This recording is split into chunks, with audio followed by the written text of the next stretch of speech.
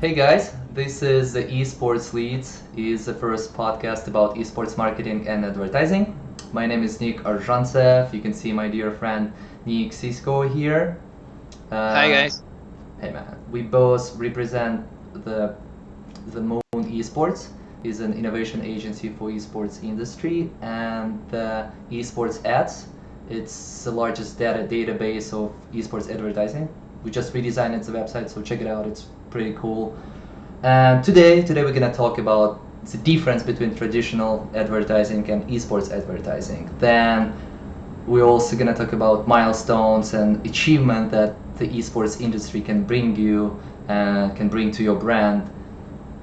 We have an amazing guest today, James Stedman from Level99 London. He's a creative director there, and he's already working with different brands, specifically in esports. And yeah, please welcome James Stedman. Yeah. So James, tell me, how did you end up at Level99? Why did you decide to join the team, and what was, your main struggle, or even no struggle, main, concern about joining the specifically esports creative agency? So I had been freelancing for something like 3.5 years around different agencies, and it was fun and all. But at the beginning of this year, I sort of thought, right, it's time now. I've done freelancing. I'm kind of going into places and just doing my thing. I'm not getting. The original reason for going freelance was to expand my knowledge of how different agencies work, how different people within the industry are, and all that kind of stuff. But it had got to the point where I'd found my own working style, and I was just kind of doing that.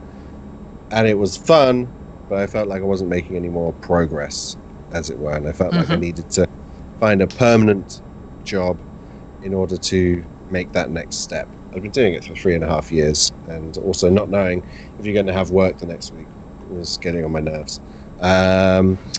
So it was by chance on LinkedIn, on like the 6th of January, I saw someone post, are you a creative director or want to be a creative director? More importantly, do you love esports? So get in touch. And I was like, damn, okay. I'll try. I don't know. It's worth shooting my shot at least. Seeing where it goes. I think when I applied, it was the weirdest application I've ever done. It was a LinkedIn message, and I literally said, "Here's my portfolio. I've worked on these clients, but you're probably not interested in that stuff too much." And then proceeded to divulge all my ranks on all the different competitive games. I peaked plat in Rainbow Six Siege. I'm a Thatcher mute main. I'm hard stuck bronze in League of Legends. I got to diamond in Overwatch and all of this kind of stuff. And I have a full sleeve Monkey Island tattoo. So yeah. It was an interesting thing, and then from there I sent the message. About 45 minutes later, I got a message from Saad had seen my message and had asked if I was available to come in that day. So I know nothing, is just like, yeah, let's meet this guy. And I went in, ended up sitting down and chatting for 3 hours, something like that. That's a lot. It seems that you could call it a new normal these days. Yeah. Quick.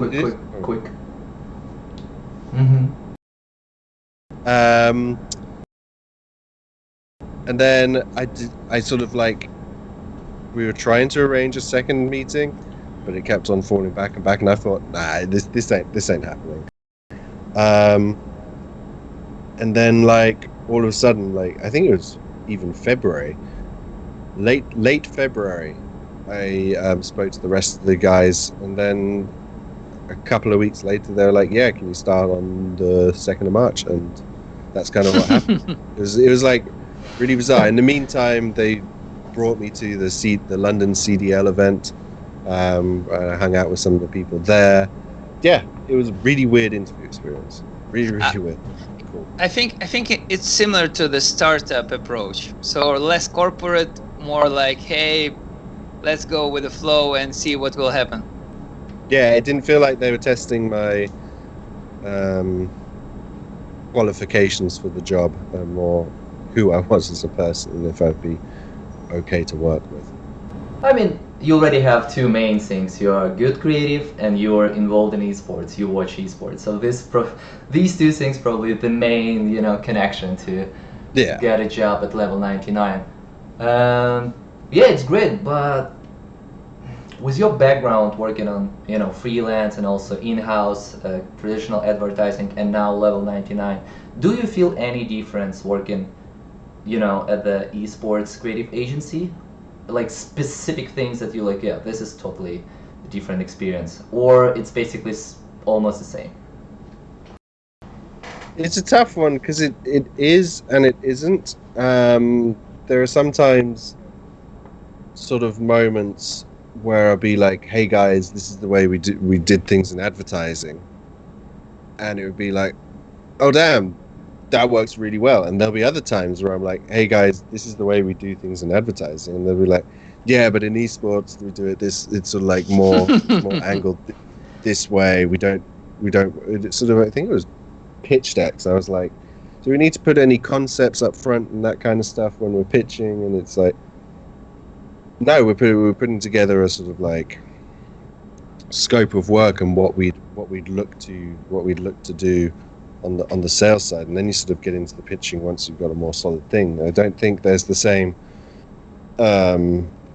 pitch for us and give us all your ideas before we've even paid you anything mentality that I was used to in advertising. I'm used to like giving away all my best ideas for a pitch that you don't even know that you're going to win for nothing. Nothing.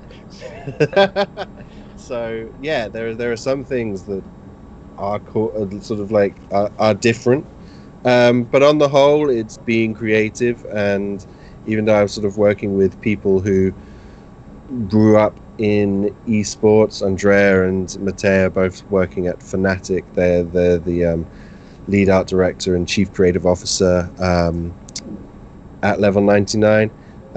When I hear them talk, or I see a mood board, or we talk around ideation, or even around process and stuff, fundamentally it's the same thing. It's being creative, and yeah, it doesn't feel alien.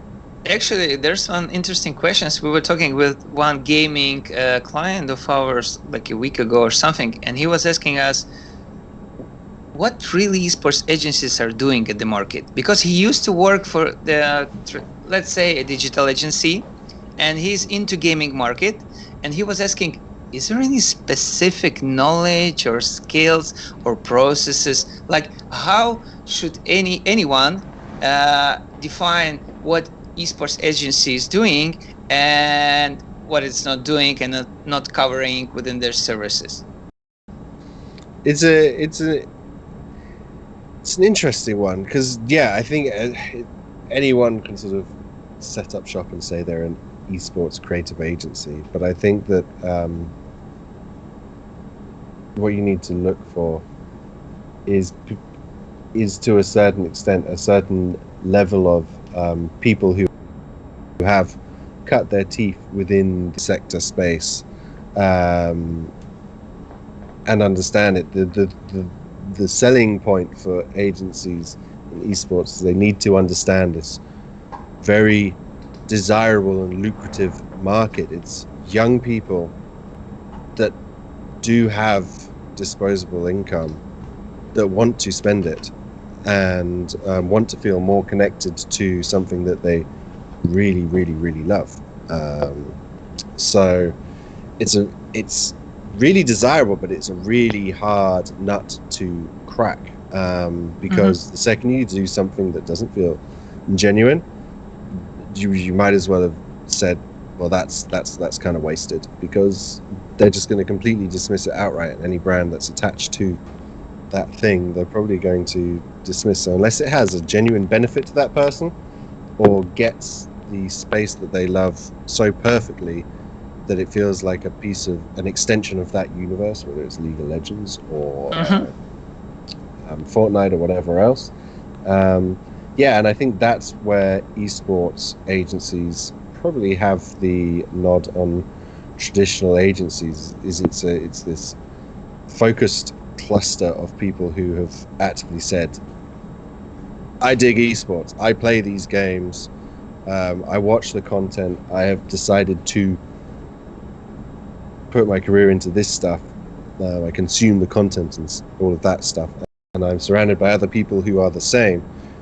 I think that's what you get from an agency like that. I don't think that esports I don't know if esports agencies is going to be the thing. I think there's a much larger casual market out there.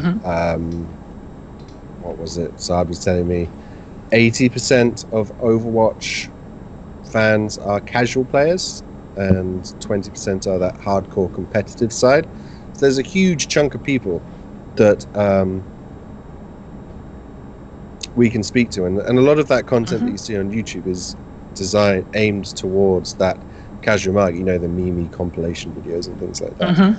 So I think that Yo, James, you just said interesting thing about that specifically esports creative agency maybe won't, you know, be a huge thing, or maybe there won't be many of them, because I think you're right. When especially brands are looking for, you know, creative help, they are not thinking that we need to solve this problem or, you know, to announce this product in the esports. They come with a, you know, just a task, like we need to announce a product. You should find out the, you know, the best audience and the best place. It's not like specifically esports briefs that we have nowadays, and that makes sense. But like the interesting point about esports audience, that people don't know who actually, you know, are watching esports. These people older, they are not they're not 16, they're not living in your, you know, in their mom's basements and their parents' basements.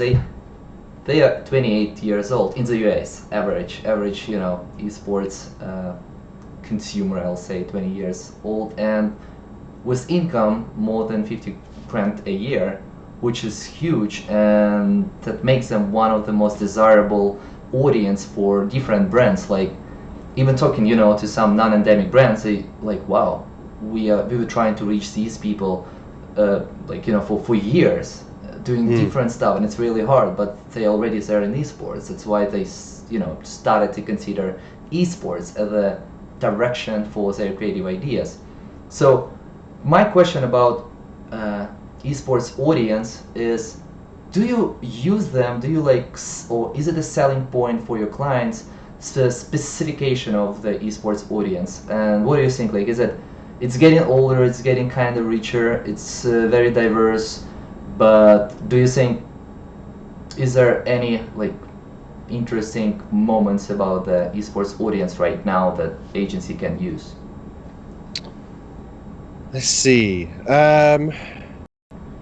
I mean, yes, we do talk about being able to tap into that that specific market that's very hard to reach to. What we tend to sell to the clients is we solve problems for you and give you tangible results to back up us solving those problems. And yeah,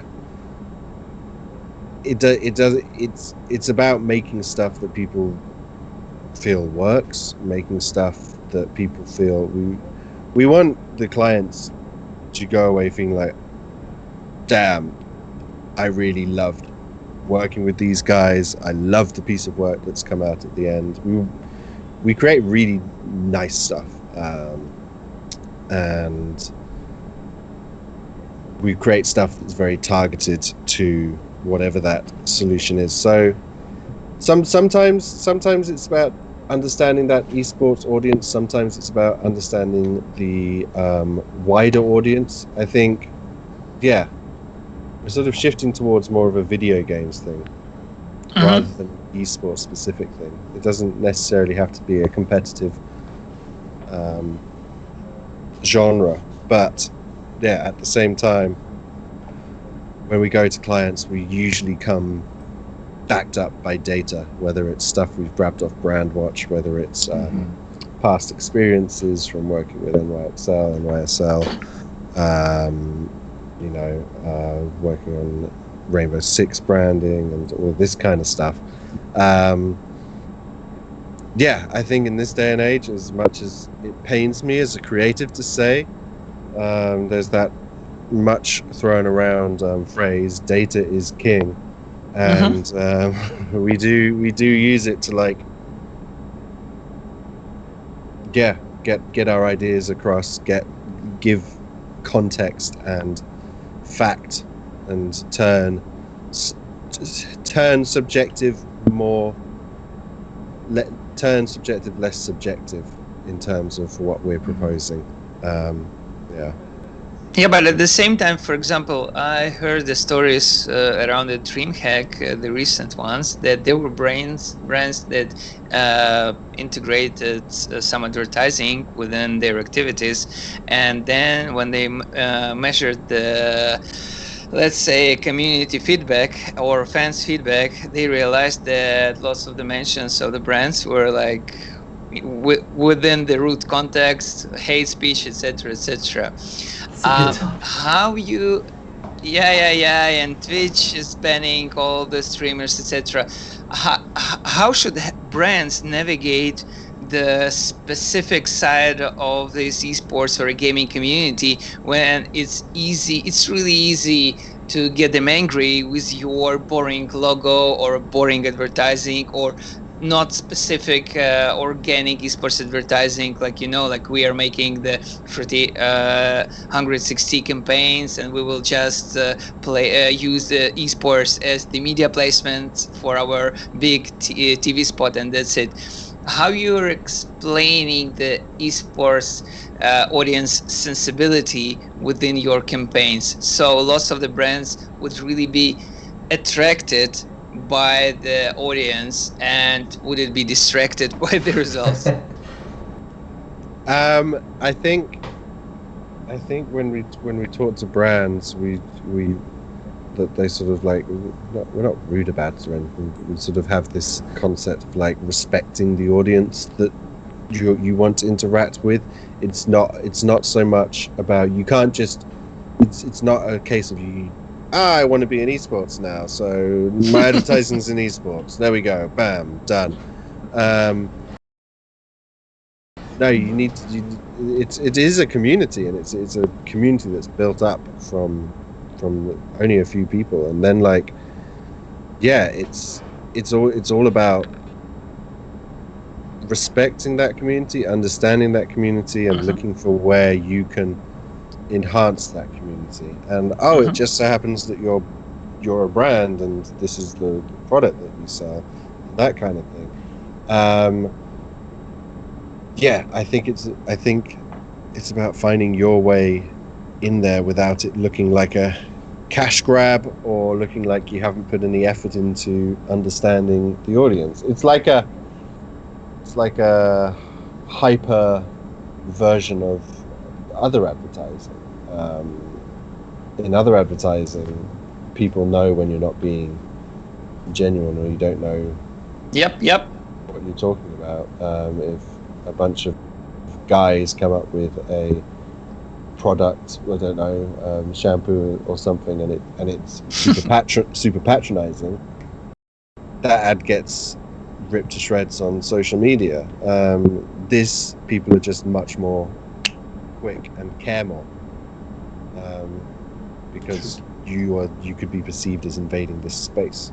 Actually, that's why I love the Bumble campaign with the Genji team when they sponsored the female team and connected the young girls' empowerment within especially competitive gaming, and within such times when they are just, let's say, a few female gamers and the community is really smaller comparing to the male side, and I think that there should be more and more bold campaigns that really helps to show the other side when there could be a bold campaign within esports. And I think the OG is really the good case around the community and the passionate leaders that drive the esports. OG formed in 2015, and I think it was one of Level99's first real sort of projects that Level99 formed in 2015. Essentially, Saad, Dre, and Matea, Andrea and Matea are actually brothers, all met at Fnatic. Andrea was a former Fnatic pro Dota 2 player. And he'd got into the journalism news side of Fnatic. Matea creative design art side of Fnatic, and Saad was working on the business development side of Fnatic. But yeah, in 2015 they got together with Notel and the others, and yeah, wanted to make a new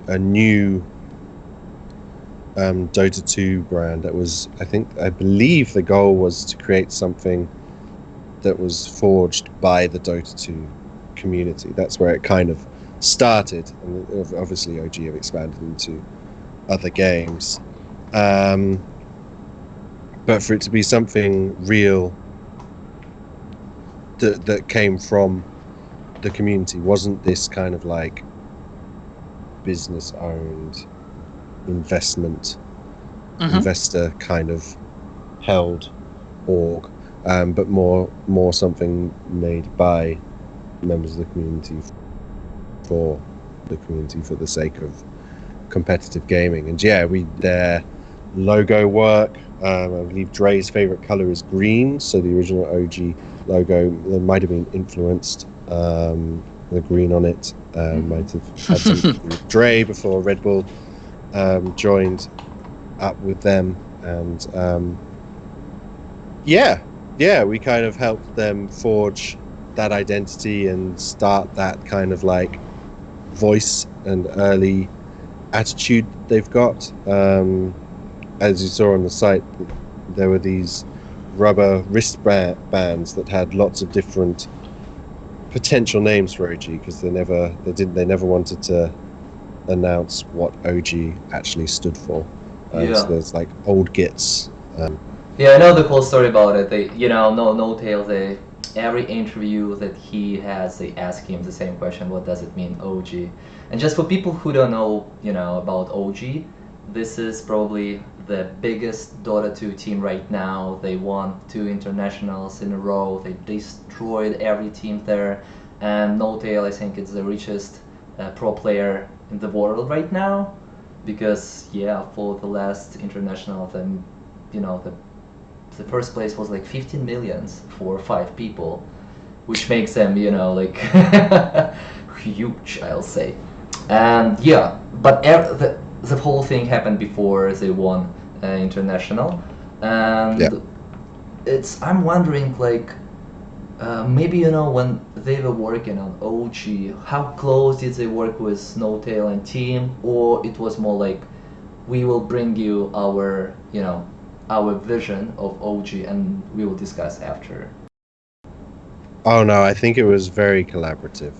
I think there's still a lot of love between the guys who worked on OG and the and OG as a team, and No Tail and that. So I think this was like a team effort, very collaborative, and that's what I like about this. A lot of the stuff that I've worked on so far, there is this huge collaborative effort between client and us as an agency.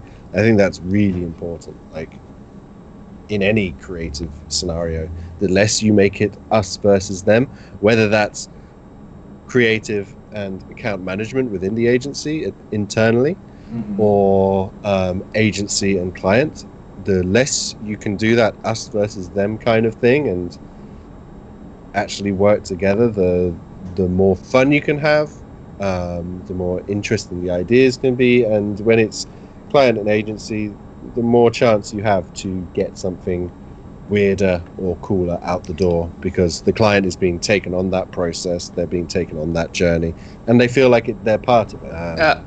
Let's imagine I'm a brand manager of Red Bull, for example, and I have an organization that I'm sponsoring, and I have an agency like Level99.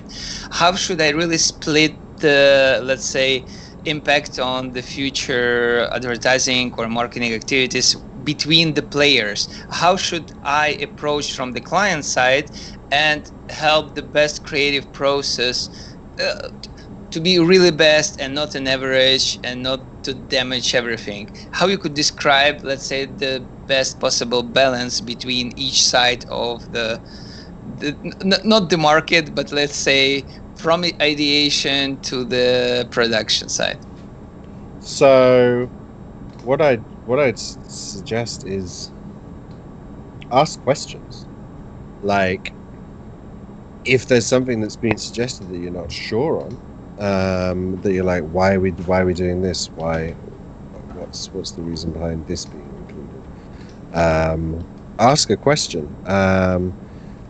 If you have the time to sort of like allow the agency to take you on an esports journey and explain the rationale behind things. If the esports agency isn't explaining the rationale behind things, they're not doing a good job. First off, I think as a video game agency, as any agency, you should be explaining the reasoning behind the things and giving the required level of history and explanation. So if you're dealing with someone who does not have any interest in esports prior to this branding exercise, it falls on the client to understand the territory somewhat, I guess, get a base, or at least be open to understanding it. But the agency should be like taking them on that journey into esports. I think part of the reason you would get a video game based agency involved in this stuff is so that they can hold your hand as you enter into the dark, thorny world of esports. But as a brand manager, ask questions, show an interest, ask for stuff that you can look at outside of it if you want to learn more, or if not, straight up just go, can you do me a deck that gives me the rundown of who we're talking about, what their history is, and all of that stuff? Because I think having a baseline knowledge and knowing where the agency is coming from with creative ideas gives you the best possibility to judge the creative work that's coming to you. And there's a tricky question here. You've seen the Gucci versus Fnatic collaboration recently with the watch, and then you compare it with the, let's say, Game Fuel collaboration with the FaZe Clan, more in-depth product-based collaboration, performance-based, when you could measure all the campaigns in CRM, etc. When the brand should approach the esports organization with the help of an agency, and what types of, let's say, the assets they should invest in from the communication side? You could envision like FMCG brand to simplify the things. Should they invest in the jersey, put the logo and then go away? Or the best possible scenario within the esports organizations is to really dive deep into their community, to build a really long-term relations with the fans, etc.? Yeah, I think you look at the way in which I think the best case study you can look at is Red Bull when it comes to FMCG specifically within esports. They've managed to become a part of a team in the same way that they've done in F1, to be honest. They're just really smart with their sponsorship-based stuff, and they do multiple levels. They have like the professional side, but then they do the grassroots side. There's a Red Bull esports gaming arena in London that holds events for people who want to come down and play League of Legends with people, and each day there's a different game that they run events with, and people do fostering a community in that way. I think for brands just starting out, getting a sponsorship on a team could be cool. Looking for ways in which you can enhance that sponsorship, probably a good idea. These people are not just professional game players, professional esports athletes. A lot of them are also influencers, and within their spheres, and people do pay attention to what they're sort of saying, and they spend a lot of their downtime, well, not downtime, a lot of their other time streaming on Twitch, and there's making videos for YouTube and all that stuff that you would do with other types of influencers. So, you know, there's lots of areas to tap into. So yeah, I'd look for as many different ways that you can enter into the scene in an authentic kind of way. It's yeah. So this is something that you created like a few months ago. Is it like a usual thing to work on these small content pieces like this, specifically with this, with this client? And tell me how do you work with client? What's the difference between like usual social for deep brands in the advertising world and esports social? So with NYXL and Andbox, who are the parent org of those two teams, we do a variety of different creative outputs depending on what they need in any given month. There's social. There's lots of social work. There's various graphics. There's bigger, more high level, high effort pieces that we do. But one of the things that we did was launch NYXL and NYSL through social. Sure that we fostered communities that would be engaged with the team, would enjoy the brand, and feel like we had an identity and a place that they could come to where they felt like they were with the team on social. So yeah, I was very lucky when I joined in March, and sort of have been working on the social side of things in the NYXL, because the community, the Overwatch community, is pretty special. Like, they really love Overwatch. Like, really love Overwatch, and they like to see. They're not like cynical about Overwatch things. They like to see people playing with their world, as long as you understand their world. The second you put out something that maybe you don't get quite right, maybe you've got the way in which an alt works slightly wrong, you get called out in a second.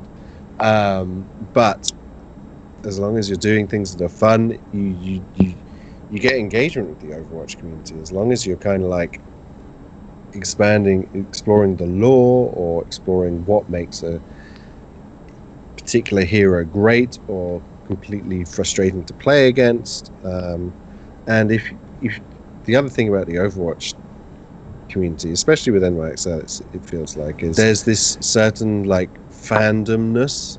I don't know, they worship the players a little bit more than I've seen in other people. Like, you do a throwback Thursday to Hotbar when he was a kid, and everyone's like, OMG, that's Hotbar, so cute.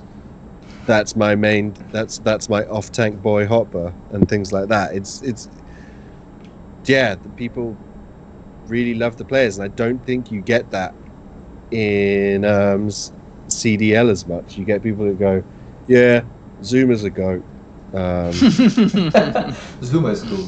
Zuma's a goat, or whatever. Mac is frying. So and so's washed out. it's a lot more, I don't know, casual, and maybe that's COD versus Overwatch. COD is more casual and attracts a sort of that kind of audience, whereas Overwatch, you know, there's this intricate lore. There's a lot to get your teeth sunk into. Mm-hmm. Actually, interesting. Am I right that when brands are approaching you, the specific skill or specific services that the esports agency or Level99 could really help clients to solve is to really pick the discipline, like kind of like, okay, hey, Coca-Cola, let's say Counter-Strike is not for you, let's pick Dota. Or if you're like I don't know, a new mobile phone and you're targeting more like, I don't know, the masculine side, the CDL is for you. Yeah, 100%. I think that there's definitely that side of things. You don't want to be advertising. I don't know. You wouldn't want to advertise things that a COD bro would like in Dota. I don't think. I think there are some brands that are larger than specific niches and things like that. But yeah, I think having that kind of awareness of where you're taking your brand to, and esports agencies giving that recommendation about which games you should be looking at dealing with. I mean, you see it with Overwatch. Game Fuel is not sponsoring Overwatch because Game Fuel does not feel like a Overwatch brand, really. And I think I agree with it. It feels a lot more like a COD brand, that kind of maximize your performance, get the most out of your game kind of stuff. It does have more of a CDL thing, and I don't know whether, you know, even Dota or League would really benefit from Game Fuel. I imagine one day we'll see that come in, but you know, Game Fuel so far they're like they've got a bit of that stuff going on. Yeah, they're definitely targeting people like the mysteriously disappearing Dr. Disrespect and those kind of like amped up side of things. I think that's a definite strategic decision. Their brand is amped up, so target the things in esports that are amped up. But how creativity could really shape the metrics, because you're a creative director and you're always trying to explain why we should be more original than traditional approach, why should be more bold, creative, out of the box, than do something that others are doing and copycat their own success. How you really promote the investment into creativity in esports? Let's see. Yeah, I know. This is a tough one. I think the SoFi thing that we did with the Mutineers, it was kind of like trust us. You're a finance brand, and this is like your launch piece. And Ella over at Mutineers was amazing at getting the client on side as well, and sort of helping with coming up with this script and helping push through the super creative mood boards and script idea that we had, and you know, eventually did the stuff. But if you're trying to convince people to do the creative stuff, bring facts to them, bring them rationale and reasoning that they can't argue with, and the bottom line is they can't argue with that. Like when we did that SoFi ad with Mutineers, apparently it went into some kind of, I don't know, group testing, one of those focus group type testing online platform things where it tests how good the communication rate. Yeah, how good the comms were in it, and apparently it blew it was like it's good if it gets 4 green checks, and we got something like 9 or 10 green checks, something like that. Cool. So Cool. yeah, I think it's about results, data, and facts, and having the strength and spine to sort of stand by those facts and creative ideas, but also having the empathy that for a brand that's just starting out in esports is damn scary, especially if you've seen other brand fails in esports, or you've heard of horror stories or anything like that. I think it's about being very clear, factual, and objective with what you present, rational, but also having the empathy to bring these new people on the esports journey with them, with you, and make sure that they don't get lost in the darkness and just default to, I'm going to be safe with my brand. Mm-hmm. The more they understand about the space, the more likely they are to do those fun things and be more daring, I think.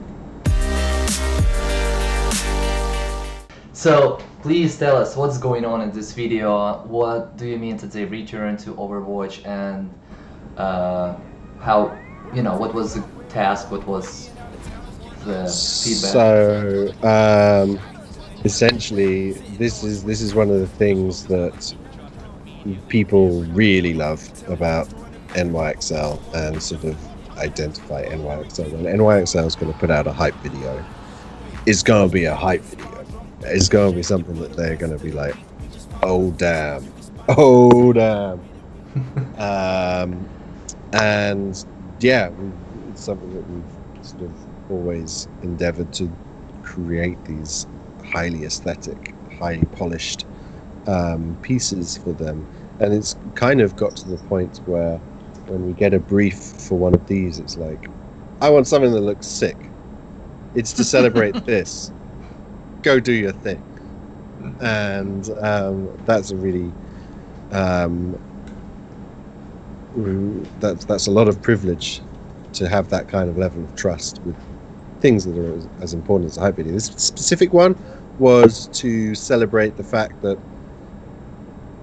this was our return to Overwatch after the pandemic hit and put everything in turmoil. I don't know if you guys know, but for NYXL, we ended up having the team move back to Korea, and we didn't know because they were in New York, and that's like that was the epicenter, and yeah, these guys' family are over in Korea, and yeah, it was sort of tough. We didn't know exactly what was going to happen with the league, how we were going to play the rest of our matches. We ended up joining the Asia division. Yeah, different division. So this piece was to sort of go, guys, NYXL are playing, and we're here to bring NYXL and get ready to watch some cool stuff. James, sorry guys, I just have to say that maybe there is no strategy behind it, but this small piece looks very New Yorky. It's fast like New York. It's just, the music and the beat. I immediately like, yeah, this looks like a New York team. It's definitely not, like Dallas Fuel or whatever team from the other city. It's New York. So yeah, this is. Yeah. Did you actually think through this stuff too? Oh yeah, absolutely. Whenever we're picking a track, we make sure that it doesn't just have the vibe of upbeat or whatever. It's got to feel like it could have come from New York. It's got to feel like yeah, that's very important. That's very important to NYXL, that it has that New York vibe. It has that grit, hustle, determination, and all of that. So yeah, it is definitely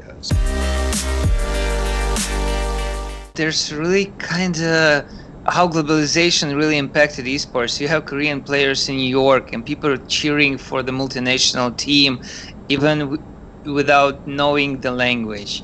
But here, when I'm looking at the cinematics and the videos, I want to ask, like, is there a big difference between making, let's say, a TV sport or let's say YouTube sport for a traditional brand and making these videos for an esports organization?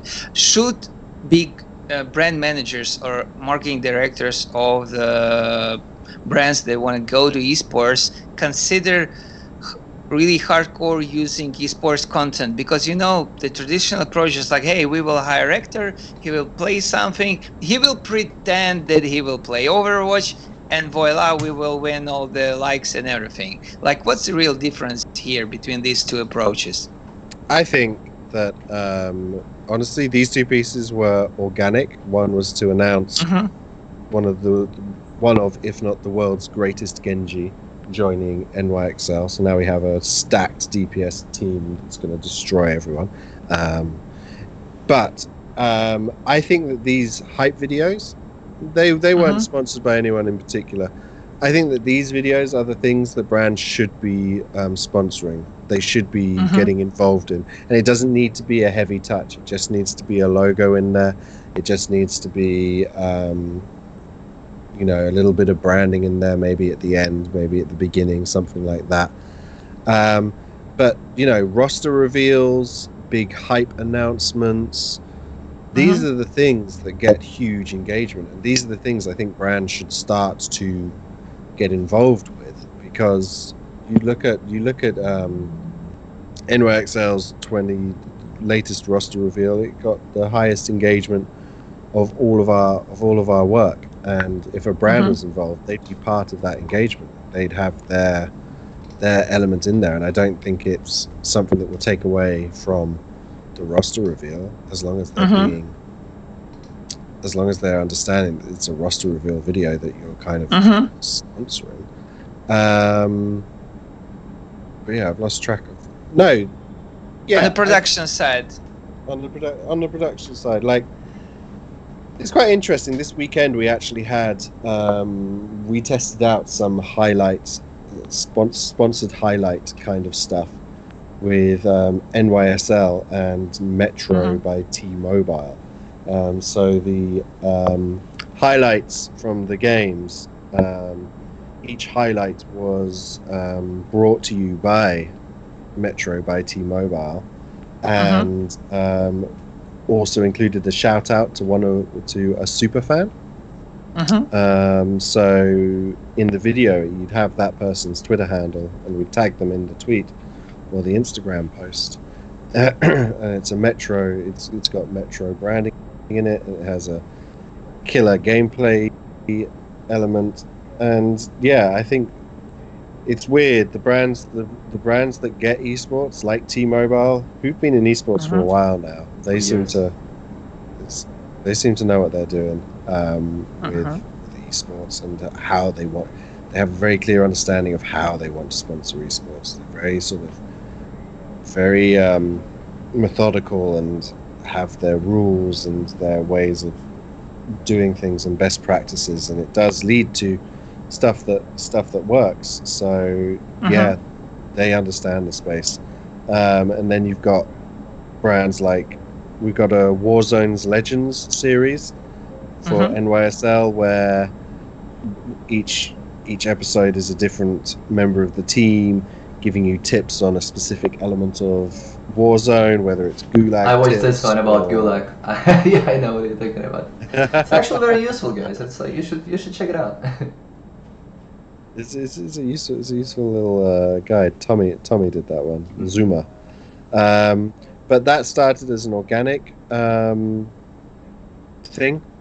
We were just putting it out because Warzone was hot, and Scuff. Yeah, it was Scuff. Scuff Gaming saw it and was like, "Hey, we want in on that. Let us sponsor it." And I think the new business sort of side of Andbox came to sort of like an agreement, and we were able to sort of get them involved in it. And it hasn't changed. If anything, it's elevated the series. The series has more graphics behind it. It has more of a clean product. It feels there's just that little bit more professional than when it was just like, "Hey guys, here's some tips. Tip number 1: kind of thing. Each episode has its theme. So yeah, I think if brands have a reason to get Yep. involved with the better content, or they can have at least a tagline. I think Reese's has their sweetest moment for certain things. Reese's sweetest moment. Yeah, if at a very low level, and this is not like follow it to a T. If a brand manager wants to think about how to do highlights, how to do interactions with teams and games and all of that kind of stuff, if you have any experience with sport, it's as much as video games has always been seen as quite far from sport, and we've all heard the sound bites of esports is not a sport. Yeah. It's in this world, it's built on the same kind of principles. There are sponsorships, there's franchise leagues, there's non-franchise leagues as well, and there's space and there's inventory that's sold, and brands can kind of like come and take ownership of those spots and spaces. I was just going to say, in regular sports, you see this highlight was brought to you by Bud Light and all that kind of stuff. It's the same as Reese's sweetest moment. It's the same. It's just been tailored to an esports market. So there's a lot of low-hanging fruit for brand managers, as well as that more intricate stuff. So yeah, while we are watching the video, yeah, I just want to mention that there is like, how much? 46k likes and almost 1,000 comments this video.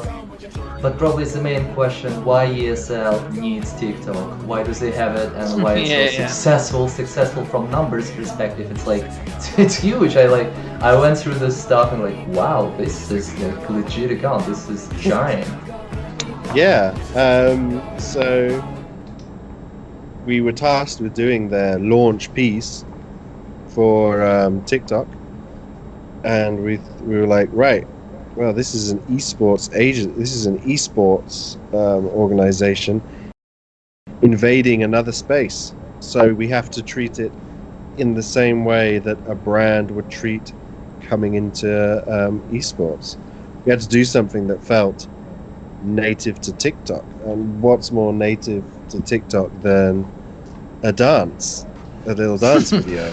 I mean, so that's what we did. We picked a sound that was popular at the time, because sounds come in and out of fashion like that on TikTok, and we made a fun little dance, and it was divisive. Some people were like, why the hell is ESL on TikTok? I think we even got a retweet of the ESL TikTok thing from Thorin, saying hello fellow with a hello fellow gamers meme, this Steve Buscemi meme. But yeah, it was the launch piece. It got 500,000, 500,000 views thereabouts. For a launch piece to get over 500,000 views, that kind of level of likes and comments, I think it did fine. So yeah, James, like finishing our podcast, I wanna ask you about any advice or any things that you want to share about esports and how to work with esports advertising and marketing for like brands that's still not there, for brands that already there, and for professionals on both sides, client sides and esports sides.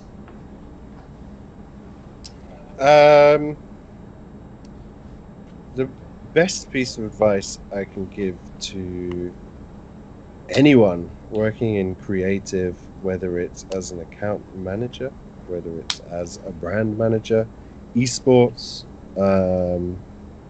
not esports, whatever else, is have some empathy for the people and understanding for the people around you. If you hold in your head that everyone is trying to do a good job and have a think about where they're coming from, and just have that smidge of empathy. And if everyone has that smidge of empathy, which I think is more prevalent in esports, actually, I have people that, you know, there's not as much of a back and forth argument over, no, it should be this way, no, it should be this way, and all that kind of thing. I don't know what it is about. Maybe it's because we like computer games or something like that. But having that,